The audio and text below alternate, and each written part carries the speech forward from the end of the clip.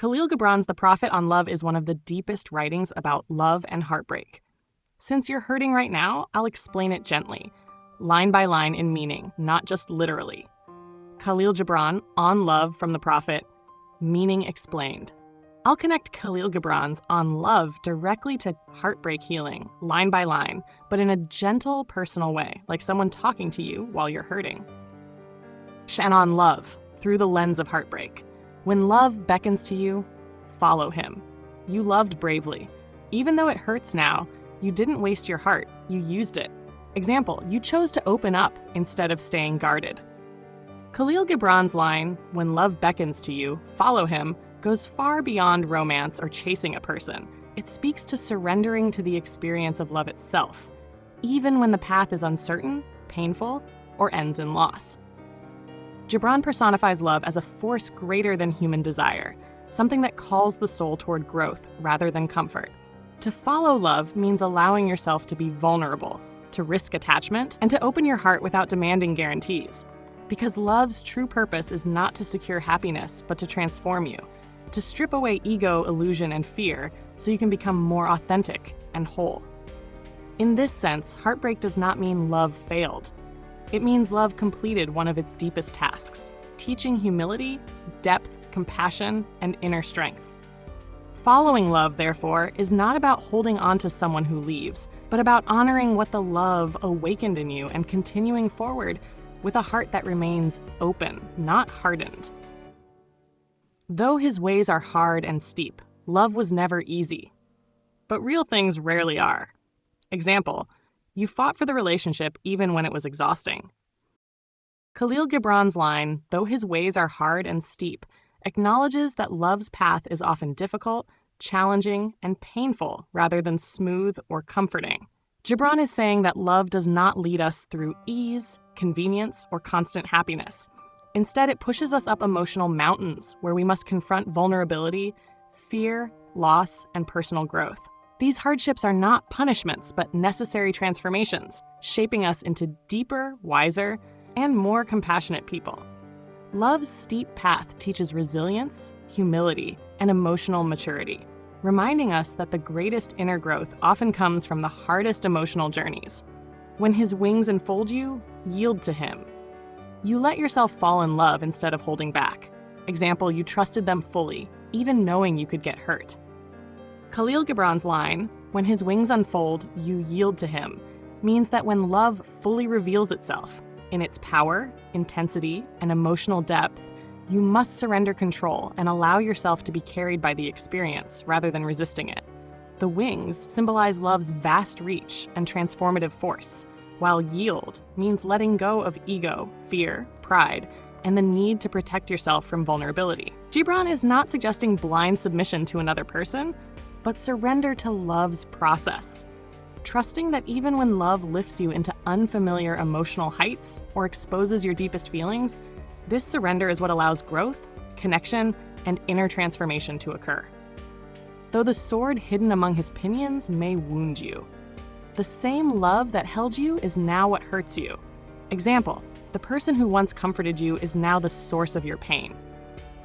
Khalil Gibran's line, though the sword hidden among his pinions may wound you, expresses the idea that even when love appears gentle, beautiful, and uplifting, it carries within it the power to cause deep emotional pain.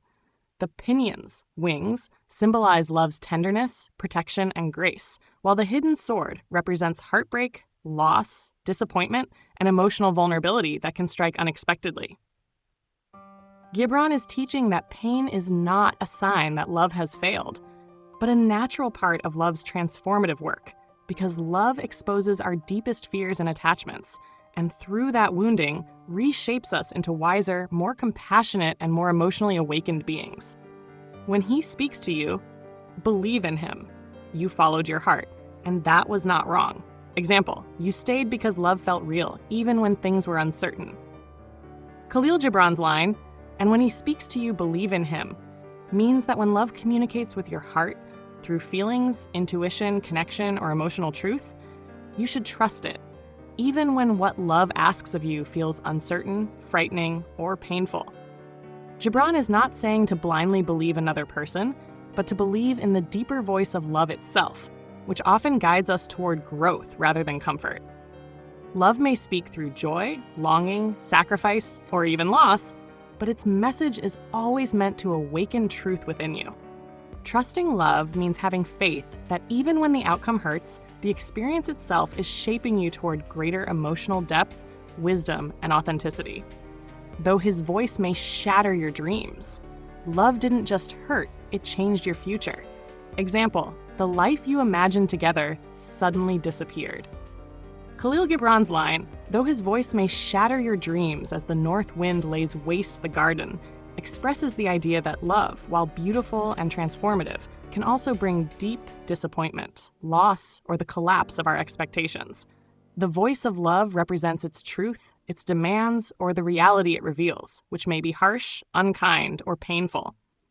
The metaphor of the north wind laying waste the garden shows that love's revelations can destroy what we've carefully nurtured in our hearts: hopes, fantasies, or illusions about a relationship or life. Gibran is teaching that this destruction is not cruel but necessary. Love strips away what is fragile or false to make space for growth, deeper understanding, and emotional maturity. In other words, heartbreak is an integral part of love's power to transform and awaken us. For even as love crowns you, so shall he crucify you. Your highest happiness and deepest pain came from the same place. Example, the same person who made you laugh the hardest made you cry the most. Even as he is for your growth, so is he for your pruning. Love didn't just give joy, it changed you.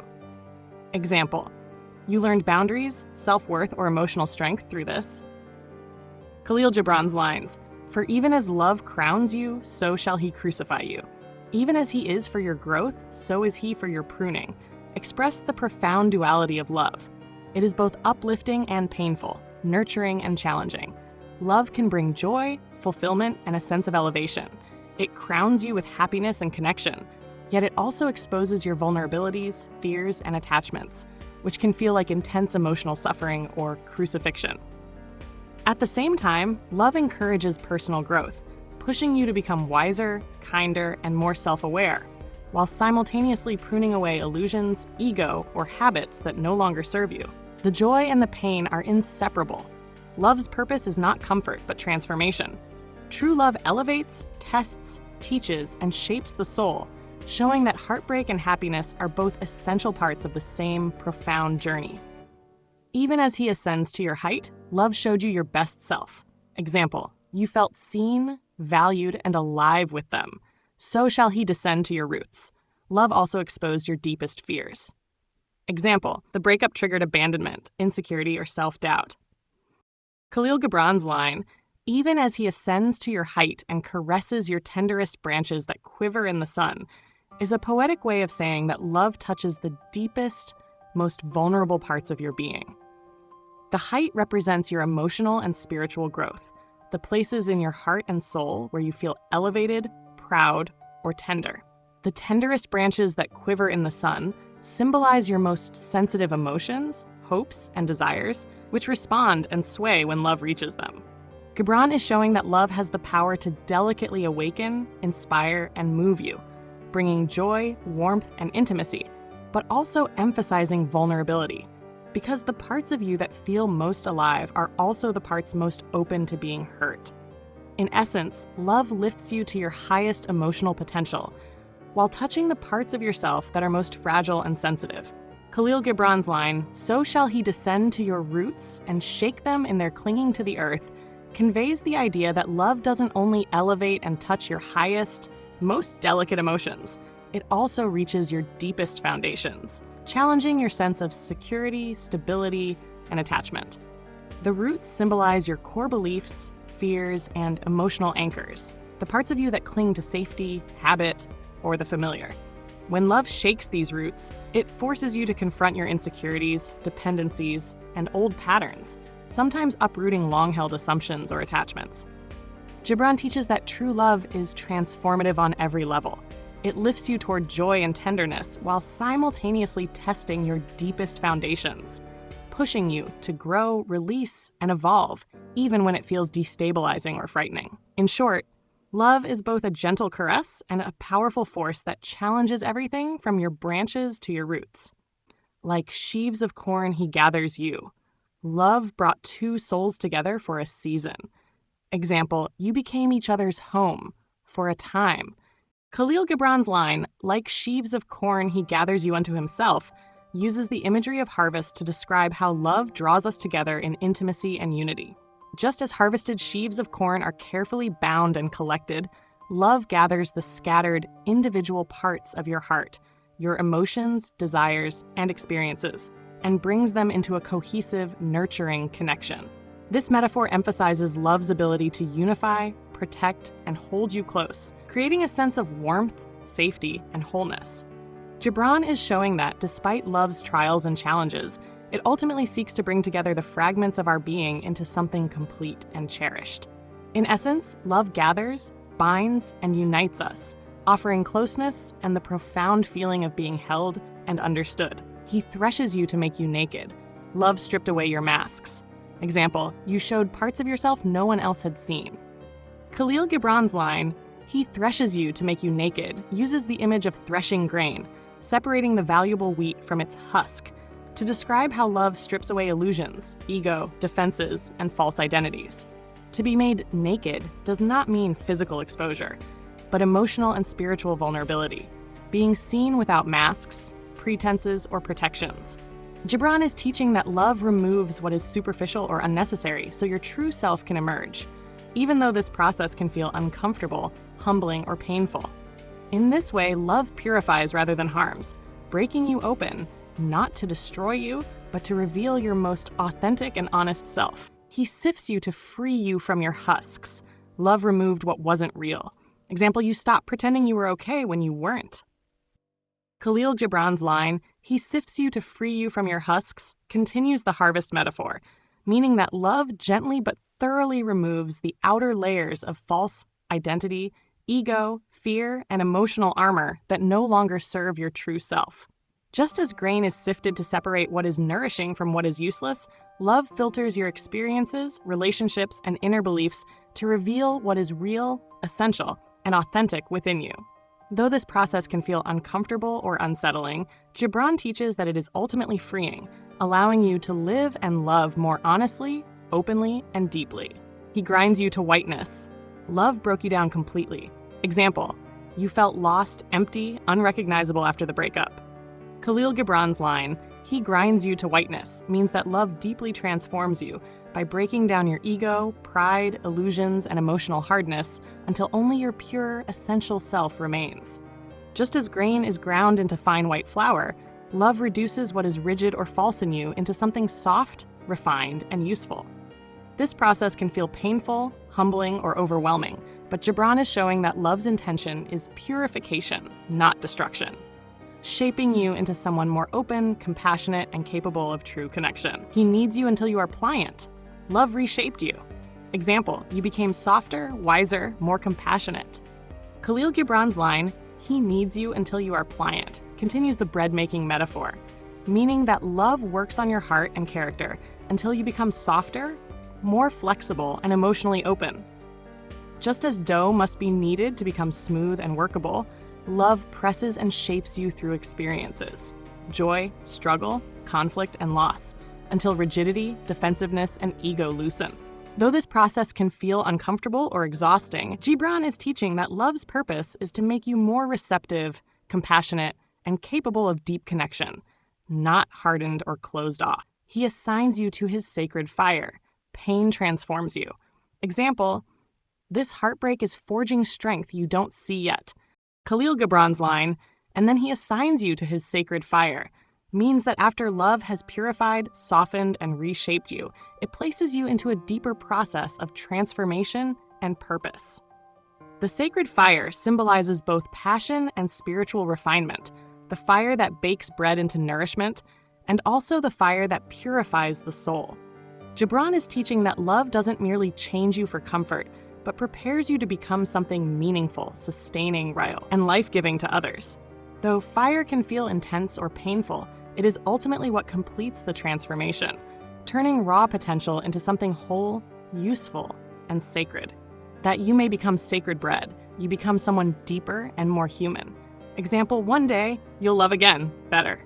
Khalil Gibran's line, that you may become sacred bread for God's sacred feast, means that after love has transformed, refined, and purified you through joy, pain, vulnerability, and growth, you become something nourishing, meaningful, and spiritually valuable. The sacred bread symbolizes a soul that has been shaped into compassion, wisdom, humility, and love, something that can sustain, comfort, and uplift others. Gibran is teaching that love's ultimate purpose is not personal happiness alone, but spiritual transformation, to shape you into someone whose life and heart become a gift to the world and to something greater than yourself. All these things shall love do unto you. None of this was meaningless. Example, even the pain had purpose. Khalil Gibran's line, all these things shall love do unto you, is a summary of the profound and transformative power of love. It emphasizes that love is not merely a source of joy or companionship, but a force that elevates, challenges, wounds, purifies, and ultimately shapes you. Love will lift you to great heights, touch your most vulnerable emotions, strip away illusions, test your deepest attachments, and refine your character, all in order to awaken your truest, most authentic self. Gibran is teaching that love is an active, sometimes painful, but ultimately sacred process. It works through every part of your being to transform you into someone capable of deeper connection, growth, and spiritual wholeness. In essence, love is both the blessing and the trial, the teacher and the sculptor in your life, that you may know the secrets of your heart. Love revealed who you truly are. Example, you learned how deeply you can love, and in that knowledge become a fragment of life's heart. Khalil Gibran's line, that you may know the secrets of your heart, means that through love's trials, joys, and transformations, you come to understand your deepest emotions, desires, fears, and truths. Love exposes what is hidden, the parts of yourself you may not have admitted even to yourself, and reveals your authentic longings, vulnerabilities, and capacities for compassion. Gibran is teaching that love is a mirror for the soul. It uncovers your inner truths, helps you confront and embrace them, and allows you to live with greater self-awareness and emotional honesty. In essence, love's purpose is not just connection with another, but also a profound journey inward to discover who you truly are.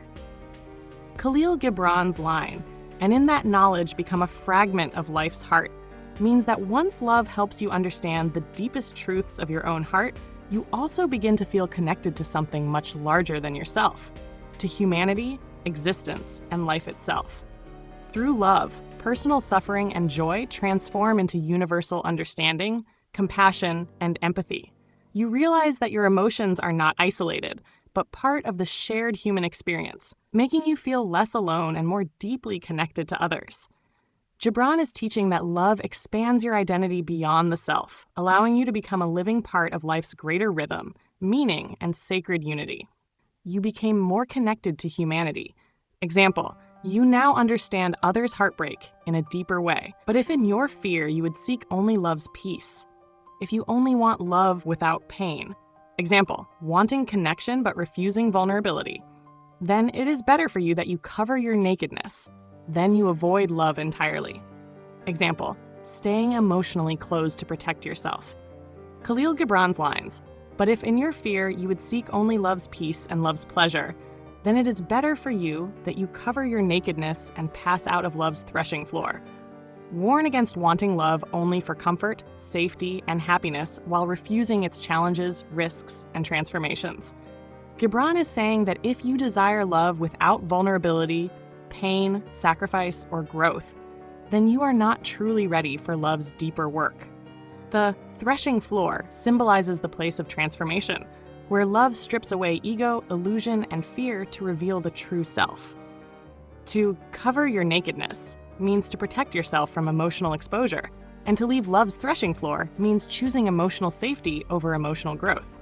Gibran teaches that love cannot remain shallow. It either transforms you fully or not at all. Into the seasonless world, a life without deep love feels empty. Example, dating without attachment feels safe but hollow. Khalil Gibran's lines, into the seasonless world where you shall laugh, but not all of your laughter, and weep, but not all of your tears, describe a life of emotional half-experience, a safe but shallow existence where feelings are muted and incomplete. The seasonless world symbolizes emotional stagnation, where nothing truly blooms or dies, and where joy and sorrow are both restrained. Gibran is saying that if you avoid love's risks and transformations, you may still experience happiness and sadness, but never fully or deeply. Your laughter will lack fullness, your tears will lack depth, and your emotions will remain guarded. He teaches that true love brings both intense joy and intense sorrow, but without that depth, life itself becomes emotionally diminished and incomplete. Love gives not, but itself. Love isn't a transaction. Example, you loved even when you weren't guaranteed forever. Love possesses not, love doesn't control or cage. Example, you let them be themselves, even when it meant losing them. For love is sufficient unto love. Loving itself was enough. Example, even though it ended, the love was real. Love gives not, but itself. This means true love does not offer things like control, security, validation, or material rewards. It offers only its presence, care, sincerity, and devotion. Love's gift is not something external. It is the act of loving itself. When love is real, it is not transactional or conditional. It flows freely from the heart without expecting anything in return, and takes not but from itself. This line teaches that love does not drain, demand, or extract from another person. Instead, love gives from its own fullness, not from need or lack. It does not burden the beloved with emotional responsibility, but instead sustains itself through its own depth and sincerity. Love possesses not, nor would it be possessed. Here, Gibran explains that love does not mean ownership or control. True love does not cage another person's freedom, nor does it allow itself to be owned emotionally. Love thrives in freedom, trust, and independence, not attachment or fear of loss. For love is sufficient unto love. This final line means that love is complete within itself. It does not need validation, guarantees, permanence, or outcomes to be meaningful. Love's worth lies in loving, not in what it gains or keeps. Love exists for its own sacred purpose, not as a means to an end. When you love, I am in the heart of God. Love connects you to something greater. Example, loving made you feel alive, meaningful, human. Khalil Gibran's line, when you love, you should not say, God is in my heart, but rather, I am in the heart of God, teaches humility and spiritual surrender in love. Instead of seeing love as something you possess or control, even spiritually, Gibran urges you to recognize that love places you inside something greater than yourself. Saying God is in my heart centers the self, but saying I am in the heart of God shifts the focus outward, acknowledging that love dissolves ego and immerses you in a larger divine reality.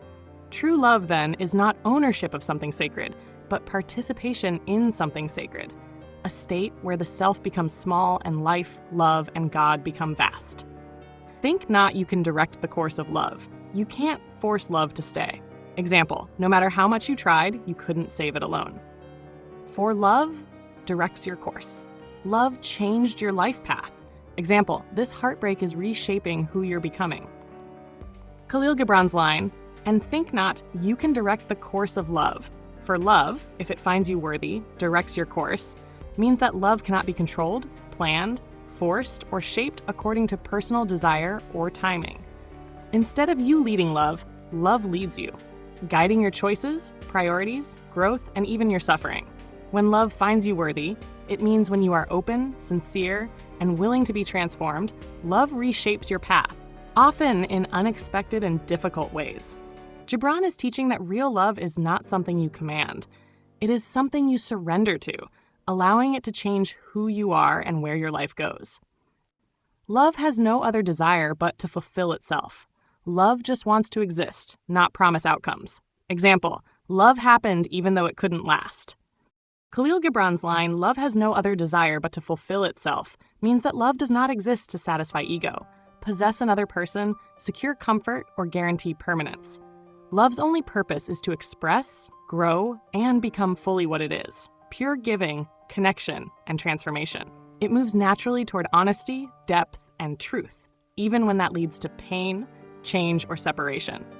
Gibran teaches that love is not driven by personal gain, but by its own inner law, unfolding in the way that best serves its essence, not human expectations.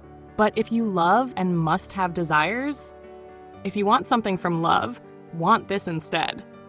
Khalil Gibran's line, "But if you love and must needs have desires, let these be your desires," acknowledges that while true love is ideally selfless, humans naturally still have wants, hopes, and longings in love. Instead of selfish or possessive desires, Gibran prepares the reader to embrace higher, nobler desires, ones rooted in growth, giving, humility, and spiritual depth, rather than control, attachment, or fear. He is about to redefine what it means to want in love, guiding the lover toward desires that serve love itself rather than the ego. To melt and be like a running brook, love freely without clinging.